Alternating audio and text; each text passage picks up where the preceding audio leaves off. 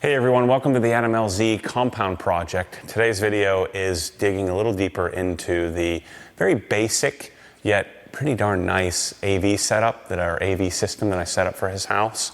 Adam and Colette, who are the owners of this house, they're not big, audio video aficionados, and so I wanted to level them up, but maybe not go to my normal level. I wanted to introduce them to some interesting things, some things that I thought they might enjoy, even though there was a little bit of pushback saying, "Hey, look, I'm not interested in that." I said, "Just let me set it up for you," and I will tell you one of Adam's recent texts. I'll share with you what he said. This was unsolicited. Let me see, where did he says, "Speakers are the coolest thing ever, my favorite gadget so far." And so him sending me that text, that's the only text he sent me about the whole house, and so I knew I had made a good decision on how we had set up the AV. So the main system of the house, the main surround system is 5.1 surround. And so we have a PWM3. This is a speaker, an on-wall speaker from a company called PSB, which is represented by Lenbrook, friends of mine that have introduced me to a lot of cool stuff. This wall, my original plan was to do floor standing speakers. I was going to do a tabletop center channel. I was going to do a receiver inside of a cabinet, and I was going to do some floor standing speakers. I was vetoed by designer, by girlfriend, and then by homeowner. So I was vetoed by everybody, and so I had to come up with a different solution. My original plan was to do maybe some Dolly or some PSB or maybe Dyne Audio in-wall speakers, an LCR, left, center, right type in-wall speaker. But the problem is, this is a block wall. And so unless we had furred the with the 2x6, we really weren't going to be able to fit anything substantial there. And so that's where the concept was born, to do a LCR on-wall setup. And I kind of got duped by inventory. The PWM1s, which are the ones you're looking at here on the left and right, were not in stock. And neither were PWM2s. The only ones that were available were the PWM3. Now, I knew I wanted a 3 for the center channel because we were doing an 83-inch display. That's 83-inch diagonal, which is roughly 70 inches left to right. And so the 48-inch tall or long center channel, or PWM3, would work. But the problem is the TV is not 48-inch tall. It's only roughly 45. And so my concern was how it was going to look doing the large speakers that were bigger than the height of the TV, and my suspicions were confirmed when I actually put the speakers on the wall. We ended up looking really weird. If you were an AV guy, you probably wouldn't have cared, but Adam took one look at it and said, I agree, it looks a little too bulky, and just took away a lot of the modern look of this crazy tile wall and display setup. So I called PSB and said, and luckily they said, well, we just got a set of black PWM ones in. And so I was able to take the white ones that were in the rear, test fit them. It looked appropriate, got the black ones here. And so we have the smaller left and right speakers and then the larger center channel. And I think it turned out pretty fantastically well. In fact, I actually like it without the grills on it. I think it looks really cool. But the system actually, it did turn out better than I thought sound-wise. So PSB is the brainchild of Paul Barton. I think it's Paul S. Barton, I think. I don't know what the S stands for, but the P and the B is for Paul Barton. And he is a world-renowned audio engineer, and he spent most of his career, from what I can tell, spending time on the engineering and getting the best out of maybe components that don't cost quite as much. And so the performance per value, it's the best I've found. And then they do magician level things that help some of my idiosyncrasies, some of my sensibility. I just don't like bright speakers. Klipsch is fun. JBL synthesis is fun.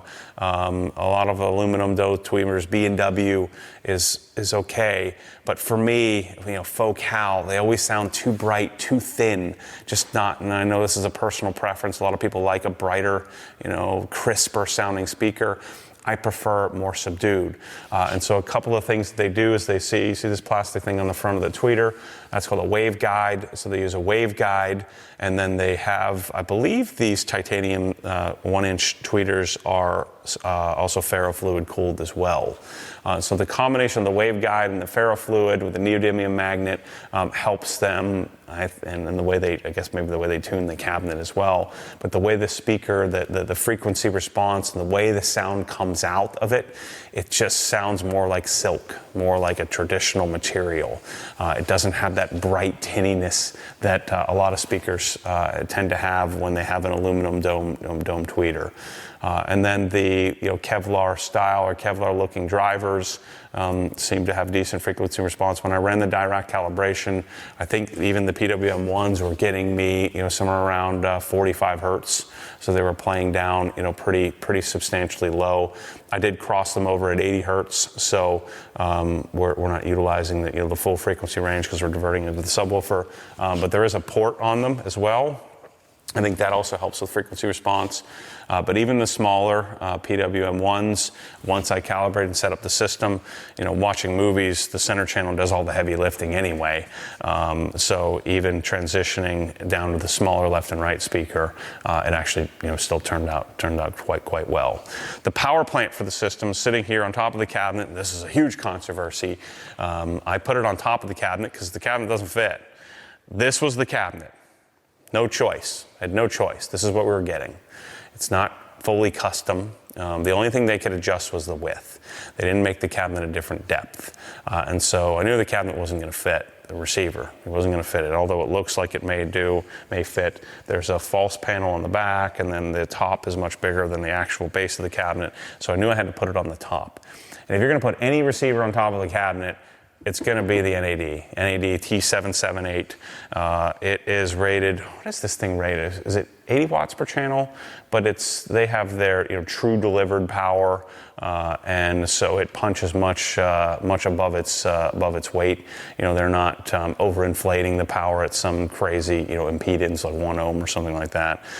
And it is Class D amplification, so it runs very cool.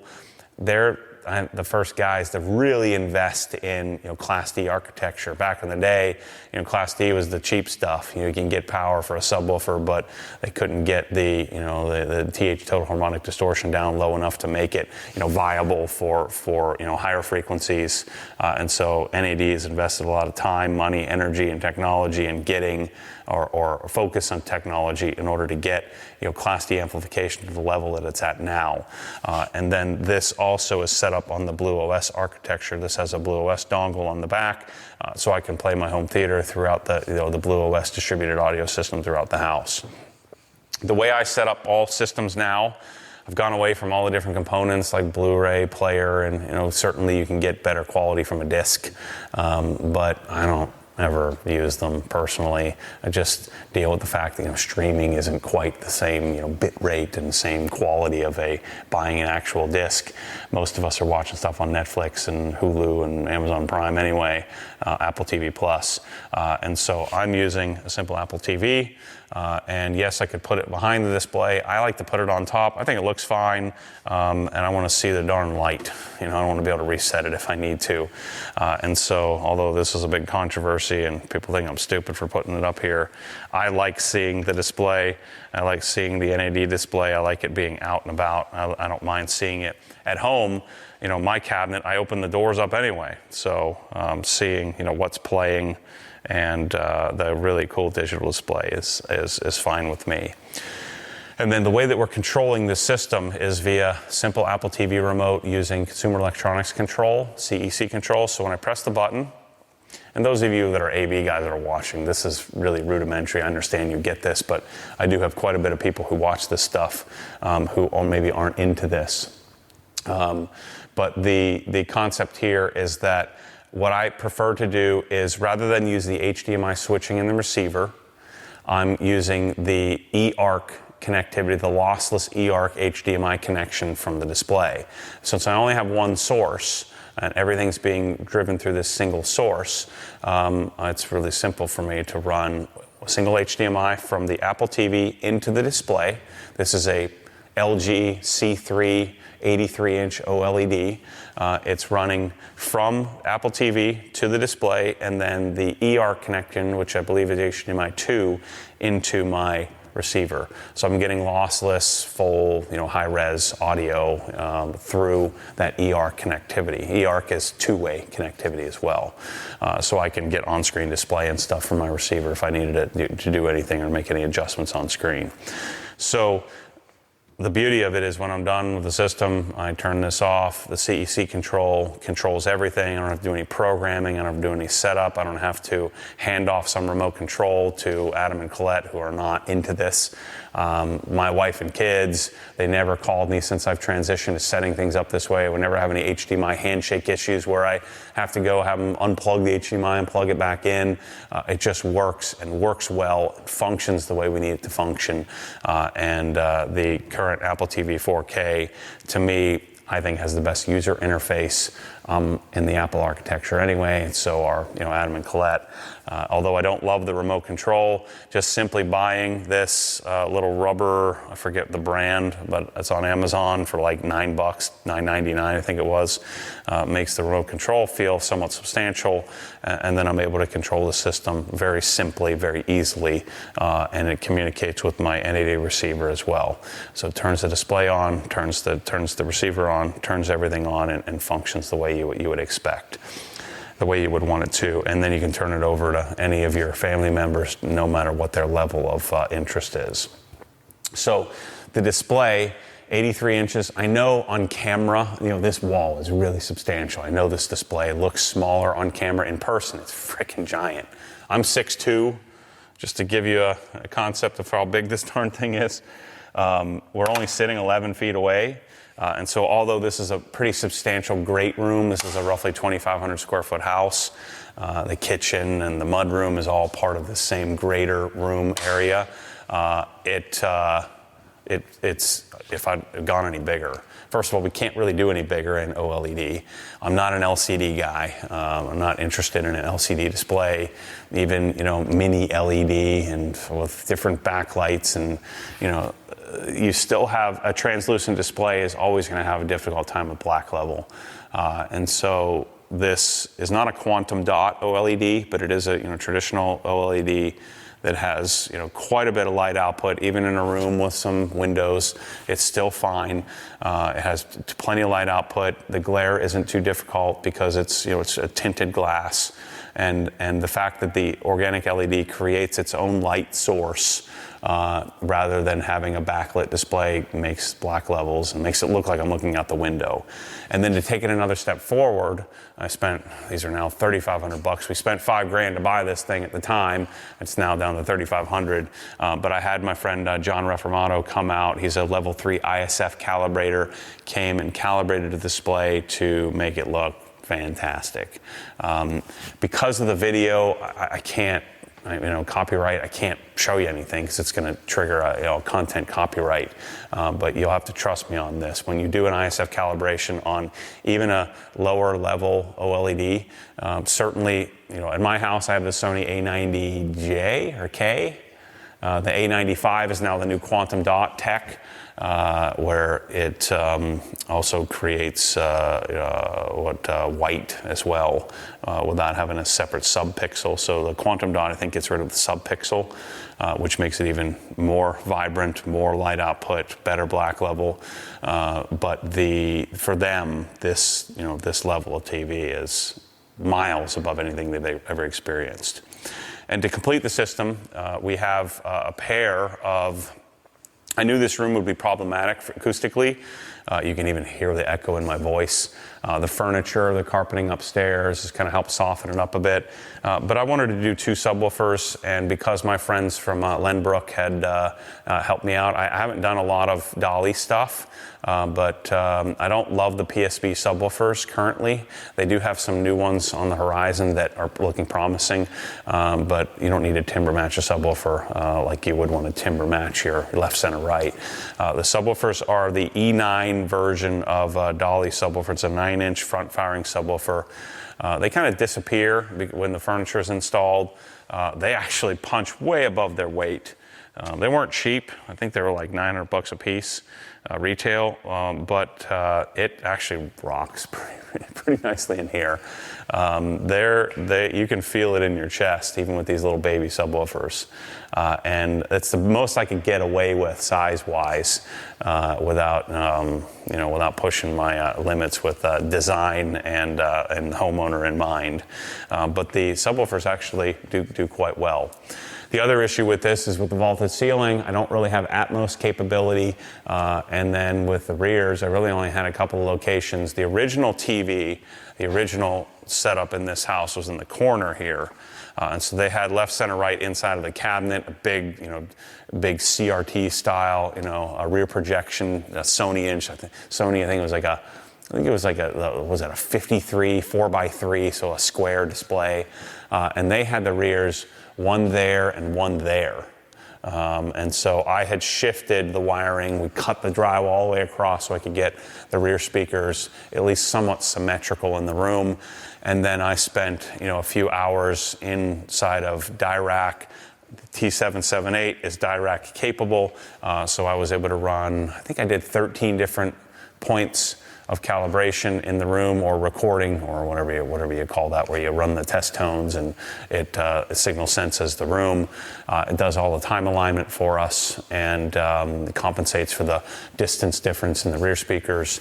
I adjusted the levels as well. I always like to give a little bit higher, maybe a dB.5, a little bit more output to the center channel and the subwoofers, and then I was able to also attenuate the highs a bit in Dirac to make it sound a little bit smoother, which is my preference. And Adam tends to defer to what I like because he doesn't know, and so that's what I'm here for, to help him figure that out.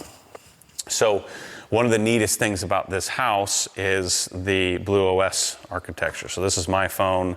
Anybody who walks into the house, it's connected to the network, can either bring up BlueOS, Apple Music, Spotify. I don't know, does anybody use Pandora anymore? You shouldn't be. But the beauty of this system is that we have all these different devices that are sitting on the system at any time. Now, I haven't been here for a while, so I'll probably have to go reconnect. But generally speaking, yeah, I was just disconnected here for a second. Let me just tap on them to reconnect. Boom. So now I'm reconnected to the system. So I had set this up, and one of the beauties of this setup, instead of doing some more sophisticated like Crestron Control 4 Elan, some automated system where your lighting and your pool pump and everything is controlled, you have to have really sophisticated levels of programming capability. You have to know the equipment. You're talking about 20, 30, 40, 50,000 hours worth of equipment. That wasn't in the cards for this place, and I don't prefer that anyway. I want to do a system where I can do it myself. I can do my own maintenance, my own software updates, my own programming, or lack of programming. You don't have to program anything. And so in this house, we have Lutron lighting through Radio Raw 2, and we have the BlueOS architecture, and they're standalone systems that are on their own. But we can get communication back and forth.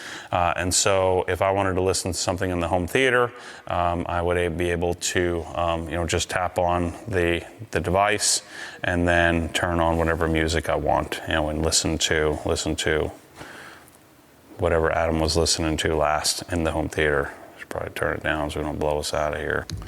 I don't want to get us copyright protected here. So, but if I wanted to, one of the cool things about this setup here, if I wanted to hand that off, or merge with the kitchen, so I could merge the kitchen in, I could merge, the laundry room in, I could hand off from the laundry room to the master bathroom, and so I've set up BlueSound speakers that are on the BlueOS architecture. One in the corner over here in the kitchen. So I have the Pulse 2i in the kitchen. You can see upstairs on Colette's desk, I have another Pulse 2i. In the corner on the guest area, I have a Pulse M. We also tackled and got some audio in the laundry room from their folding laundry, a Pulse M here. The Pulse M's I can set up in stereo mode, so even though there's 2 in here, I can call this the master bathroom zone, and then have a left and right speaker, and I did the same thing in their closet, where we have left and right speaker here as well. They're all connected to the network, so they're all on the BlueOS network, or on the Atom LZ network, I should say, the Wi-Fi network. I have one in the master bathroom too, and so we've covered the entire house with audio without having to run any wires. All I had to do was plug it in, do a quick software update, connect it to the network. A really simple process to set up and make everything function. So if I wanted to add in areas so I can hand off, like if I was listening to something in the laundry room, I could hand it off to one of the other areas in the house. So as I'm walking around the house, I can transfer music, or I can add in another zone. If I wanted to add in the laundry and the master bath together, I could, and I can delete that. So the cool thing about the BlueOS app is I didn't have any programming. I didn't have to do anything crazy. I mean, it takes a few minutes to set up, and we have a full distributed audio system throughout the house. The Pulse M's are $400. The system, like the Pulse 2i's, are I think $650, so they're not insanely priced. And the quality of audio you get out of them is not at the level of the home theater, but still great for background music listening to podcasts and stuff like that. The last thing in the house, which is not on the BlueOS system, I didn't feel the need to put it on there. I could have put a node and put it behind the display in the wall, is the Sennheiser Ambio. This is by far my favorite simple system. I know there's a Nakamichi Dragon, which is technically the most elaborate, most expensive sound bar, but it has rear speakers and a bunch of other stuff. This is a standalone speaker, can operate without a subwoofer really, really well. I don't like it at high volume. I like this for a secondary display. I have a couple of these at my house. I have one in the house in Helen, the Destination OG house as well. It's, I think, really incredible. It does a really amazing job at making it feel like you have a surround sound system with a simple sound bar. We mounted this to the wall. I did the Ambio, setup with their they have a little, I think it's in one of these drawers somewhere, but it's a little microphone that you put in your main listening position and you let it do its thing, similar to a Dirac, only in you can't really make any adjustments. It does it all manually on its own, or automatically, I should say. But I think these are now $2,000, so I think they've fallen $500. I actually have a few of these in stock. And I should mention, all this audio stuff, if you need any help with it, just shoot me a message, Matt@obsessedgarage.com. Also, our design guys can help you with it. I'm a dealer for all of this stuff. We do a lot of this stuff in garages, and so I thought it made sense to show you what a simple system looks like in a house as well. But it's really helpful if you can get the stuff anywhere, but it's really helpful if you have me help you out, and it helps me out, and there's, I guess, a win for everybody. But this display here was their original display they had in the living room. This is a Samsung, I think it's a A85N or something like that. It's an 85N85, I forget the exact model number. It's a basic LCD display. Same thing, I have the Apple TV behind the display. So Apple TV 4K. We didn't ISF calibrate this because it's a secondary display and not a very good one at that. But it solves the problem here in that they wanted a substantial display. They're pretty far away here, sitting, say, 15 feet away from the display, and having this really cool, Ambio soundbar helps to compensate for the fact that the TV doesn't have great speakers. And so this setup here kind of ties the rest of the house together. And like I said, because the two Pulse M's I already had set up for this room, I didn't feel the need to tie this into the system for the room, because if you're listening to music, you'd listen to it on that. If you're watching TV, just keep this standalone and separate. It ends up being a really, really simple setup. So we have master closet, master bedroom, master bathroom, pantry, kitchen, office upstairs bunk area, and then the main home theater. all set up within, you know, an hour or so, of as long as it took me to unbox everything. And then I was able to turn it over to Adam and Colette with any of their music service. They're able to just download the BlueOS app, or shoot, if you came to this house and visited, as soon as you got on the Wi-Fi network, you wouldn't even have to download BlueOS. You can listen to music in any room. You don't get full functionality, be able to hand off and create groups and all of that without the BlueOS app, but it's a simple install of the app. You don't even have to log into the darn app, and you can control the systems. But the main key to having, I think, a really nice audio setup in a house is that you have the ability to connect to the device with either Tidal Connect or Spotify Connect. I'm a Tidal user, and so I'm able to get full high-res, 24-bit, 192 kilohertz FLAC HQ files, or MQA files, master quality audio files, and have my phone become the remote control rather than me using it as the player via Bluetooth. Doing it that way, the audio quality just isn't quite as good. And it doesn't cost you much more to do that. So I would urge you to consider BlueOS over something like Sonos. It's just so much better. The user interfaces continue to improve on Sonos.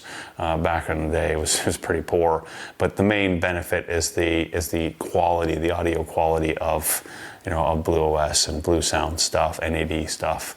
You're pulling from the NAD super high-end architecture, and then they're dumbing it down into all the BlueOS stuff is NAD Class D amplification, much more robust and better quality than what you're going to get from the new Bose, which is Sonos. So anyway, hit me up if I can help. But wanted to share with you in this dedicated video what we put in this house, which I think applies to most people.